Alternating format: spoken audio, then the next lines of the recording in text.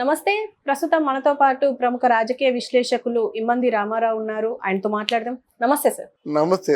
Sir, ఏపీలో volunteer వ్యవస్థ ఉంటుందా పోతుందా అనే ఒక సందిగ్ధంలో ఉన్నారు అక్కడి వాలంటీర్లు. అంటే ఈవెన్ వాట్సాప్ గ్రూపుల్ని, అంటే వాలంటీర్లకు సంబంధించిన వాట్సాప్ గ్రూపుల్ని డిలీట్ చేస్తున్నారు అని చెప్పేసి కూడా వార్తలు వస్తున్నాయి. అయితే వాళ్ళు కూడా ఒక సందిగ్ధంలో ఉన్నారు, భయపడుతున్నారు కూడా, మాకు ఈ జాబ్ ఉంటుందా పోతుందా అని చెప్పేసి. సో దీని అంతటి వీరాంజనేయ స్వామి ఆయన చెప్పారు, అంటే ఖచ్చితంగా ఇది ఉంటుంది, ఎన్డీఏ ప్రభుత్వం దీనికి మంచి ఆలోచన చేస్తుంది అని చెప్పేసి అంటున్నారు. మీరేమంటారు సార్? అంటే ఈ వాలంటీర్ వ్యవస్థ ఉండడం మంచిదే అంటారా, తీసేస్తారు అని అనుకుంటున్నారా మీరు కూడా? మన ప్రేక్షకుల కోసం కొన్ని నిజాలు చెప్పాలి. నిజాలు చెప్పిన తర్వాత మనం చెప్దాం. Okay sir. ఈ 2.5 లక్షల మంది వాలంటీర్లు తీసుకోవడం మాత్రం పెద్ద దగ, పెద్ద మోసం. చదువుకున్న వాళ్ళ తాలూకు బతుకులతో 5 సంవత్సరాలు ఆట ఆడుకున్నారు గత ప్రభుత్వం. ఇది గ్రహించాలి. ఈ వీడియో చూసే ముందు ఎక్కడి నుంచి మొదలైందో గ్రహించాలి. 2.5 లక్షల మందిని తీసుకున్నారు, 5,000 రూపాయల చొప్పున తీసుకున్నారు. ఒక్క మనిషి హాస్టల్లో భోజనం చేయాలంటే 6,000. ఈ 5,000 రూపాయలతో కుటుంబాన్ని ఎలా సాక్కుంటారో ఆలోచించాలి. ఒకటి, సరే 5,000కే తీసుకున్నావు, 5,000కి తీసుకున్నందుకు కాగితం కలం ఏమైనా ఉందా? hereby you are appointed as a volunteer at the rate of some 5,000 rupees for the period of అనేది ఉంటుంది కదా. అక్కడ గవర్నమెంట్ తాలూకు ఆమోద ముద్ర ఉంటుంది కదా. అందుకే నువ్వు వాలంటీర్వి అని 1,00,000 మందిని ఏకంగా వేలు చూపించేట్టే అయిపోతారమ్మా. వాళ్ళకి ఆధారాలు ఎక్కడి? ఒక పెద్ద ఆయన అన్నాడు, అంబటి రాంబాబు అనే పెద్ద ఆయన, వాలంటీర్లు ఏముందండి, పని వల్ల మన ఇష్టమైతే ఉంచుకుంటారు, తీసేస్తా ఉన్నారు. అది వాళ్ళ బ్రతుకు. అటువంటి వాళ్ళ జీవితాలతో వీళ్ళు ఆడుకున్నారు. వాళ్ళు ఏం చేశారు? 5,000 రూపాయలతో ఎక్కడ సరిపెట్టుకుంటారమ్మా? పెన్షన్ ఇస్తే 100 రూపాయలు తీసుకుంటారు, అంతే కదా. తెల్ల కార్డు అయితే 500 రూపాయలు, డ్వాక్రా రుణం అయితే 1,000 రూపాయలు. రేటు పెట్టేశారు, బాటా రేట్ లాగా. అదే పెట్టకుండా ఎర్లీ మార్నింగ్ వెళ్ళి ఇస్తారు వీళ్ళు 6 గంటలకి. ఒంటరిగా ఉన్నటువంటి మహిళలు ఎంతమంది అత్యాచారానికి బలైపోయారు బయటికి చెప్పుకోలేకపోతున్నారు. కానీ మీరెలా చెప్తున్నారు సార్? మీరెలా చెప్తున్నారు అత్యాచారానికి గురయ్యారు అనేసి? లేదమ్మా, ఇదంతా జరిగిన వాస్తవాలు. ఇది గ్రౌండ్ రిపోర్ట్స్ మాట. ముసలమ్మల్ని చేసిన వాళ్ళు ఉన్నారమ్మా, వయసుని పిల్లల్ని కాదు. ఇది అలాగుండి అమ్మాయి కేసు పెడితే అప్పుడు ఆ రోజుల్లో ఇంకా పరాయి పార్టీ వాళ్ళు కేసులు పెడితే పోలీస్ స్టేషన్లో తీసుకునేవారు కాదు కదా. ఇలాగ ఎంతమందిని చేశారు? అసలు వీళ్ళందరూ ఫోన్ నెంబర్లు గవర్నమెంట్కి ఎందుకమ్మా? నీ ఫోన్ నెంబర్ ఏదైతే ఏం కావాలి? ఇలాగా వీళ్ళ చేత చాలా అకృత్యాలకి పాటుపడ్డారు. వీళ్ళు ఏం చేయాలంటే స్థానిక ఎమ్మెల్యేలకి కానీ స్థానిక జడ్పీటీసీకి కానీ వీళ్ళకి అమ్మాయిలను అప్పచెప్పాలి. ఇటువంటి అకృత్యం కూడా జరిగింది. బయటికి చెప్పుకోరు, ఎవరు చెప్తారు వాళ్ళు? అంటే వాళ్ళకి ఎలా ఉంటుందంటే, పల్లెటూరు వాళ్ళకి ఫోన్లే 3,000 ఇస్తున్నాడు కదా అనే ఒక ఆలోచన ఉంటుంది వాళ్ళకి. వాళ్ళు అమాయకులు కదా. అటువంటి వ్యవస్థని మీరు 5 years నడిపించారు. 5 years నడిపించి వాళ్ళేమో ఎలక్షన్స్ ముందు తీసేసి వాళ్ళ తాలూకు సెల్ ఫోన్లు, సిమ్ములన్నీ స్వాధీనం చేసుకున్నారు. అటువంటి పరిస్థితుల్లో మీకు ద్రోహం చేసింది వాళ్ళు.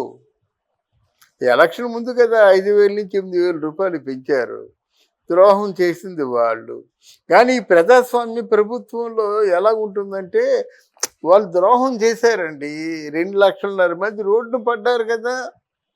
దానికే చంద్రబాబు నాయుడు చెప్పాడు మాట, మీరు వాలంటీర్లుగా పనిచేయొద్దు. మీరు ఎంతో చదువుకొని ఉంటారు, BA వాళ్ళు, BCom వాళ్ళు, ఇంజనీర్లు కూడా పనిచేశారు గతి లేక. మీ తాలూకు సర్టిఫికెట్లు ఇవ్వండి, మీ తాలూకు ఎఫిషియన్సీ చూపించండి. మీ ఎఫిషియన్సీని బట్టి సపోజ్ 10th క్లాస్ చేశాడు, ఇంకా చదువుకోలేడు. సపోజ్ 5వ క్లాసే చదువుకున్నాడు, ఇంకా చదువుకోలేడు. అర్థమైందా? వాళ్ళు వాలంటీర్లుగా పెట్టుకోండి. ఇంజనీరింగ్ చేశాడు, వాడికి స్కిల్ డెవలప్మెంట్ సెంటర్లో పెట్టండి, ప్రొవిషనరీ పీరియడ్లో ఏదో స్టైపెండ్ ఇవ్వండి, తర్వాత జీతం ఫిక్స్ చేయండి.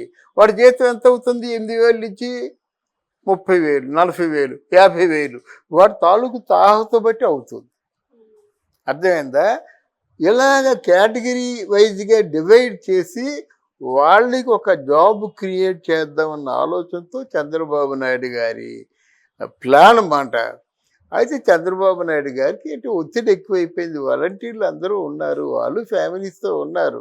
కానీ ఇలా అనామత్తుగా ఉండకుండా ప్రతి ఒక్కరికి కూడా గవర్నమెంట్ తాలూకు ఆమోద ముద్ర ఉండాలి. మీకు 5,000 రూపాయలు జీతం రాని, 10,000 రాని, 30,000 రాని, అంతేగాని ఎలా తీసుకున్నారు? వాళ్ళ పేర్లేయి, వాళ్ళకున్న ఆధారాలు ఏమిటి?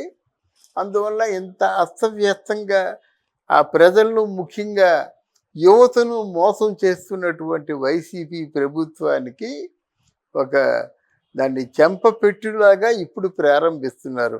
అదే వీరాంజనేయ స్వామి చెప్పినటువంటి వాలంటీర్స్ ఎవరు కూడా మీరు నిరుత్సాహపడద్దు, వాలంటీర్స్ తగినటువంటి జాబులు ఉంటాయి. ఇక్కడ మనకు మెన్ కావాలి. ఈ 2,50,000 మందికి కూడా జాబులు క్రియేట్ చేయగలరు. ఈ 2,50,000 మందిలో ఒక 50 మంది, 50,000 మంది ఎక్స్పర్టైజ్ ఉండొచ్చు. ఓ 2,00,000 మంది మామూలుగా పనిచేస్తుంటారు. మేస్త్రిగా పనిచేయచ్చు, సూపర్వైజర్గా పనిచేయచ్చు, రకరకాల క్లర్క్గా పనిచేయచ్చు, అకౌంటెంట్గా పనిచేయచ్చు, ఇంకేదో ట్యాక్స్ వసూలు చేసే పనికి పెట్టుకోవచ్చు. అంటే వీళ్ళందరూ గవర్నమెంట్ మనుషులు కదా. గవర్నమెంట్ మనుషుల్లో మనకు ఉన్నటువంటి ఈ రాష్ట్రాలు 23 జిల్లాల్లో మున్సిపాలిటీకి ఒక 50,000 మంది చెప్పున అప్పచెప్పేసినట్టు ఏముందమ్మా? వీళ్ళు ఈజీగా సర్వైవ్ చేయొచ్చు. కానీ ఆ ప్లాన్ ఉండాలి. ఆ ప్లాన్ చంద్రబాబు నాయుడుకి ఉంది గనుక ఇప్పుడు వీరాంజనేయులు ఎవరో చెప్పారు కదా, వీరాంజనేయ స్వామి అని చెప్పేసి, ఏదో this is given the order by Chandrababu Naidu, అదే రిపీట్ చేశాడనమాట. ఇక ముందైనా యువత ఏమిటంటే మనం ఏం చేస్తున్నాం, ఎంత గుడ్డిగా వెళ్ళిపోతున్నాం, దేన్ని నమ్మాం మనం, దేనికి జెండా మోసాం అనే విషయాలు ఆలోచించుకోవాలమ్మా.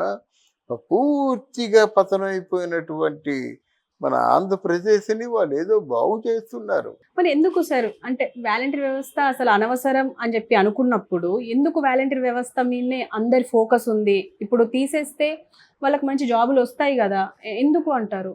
2.5 లక్షల మందికి ఒకేసారి జాబులు రావు కదమ్మా, రావు. వాళ్ళు ఏం చేస్తారు? వాళ్ళు చేశారు, మీరైనా చేయొచ్చు కదా న్యాయం అంటారు. అందువలన వాళ్ళు జాబులు వచ్చిన వాళ్ళు ఈ వాలంటీర్లో ఉందామని మీరు చెప్పినా అనుకోరు.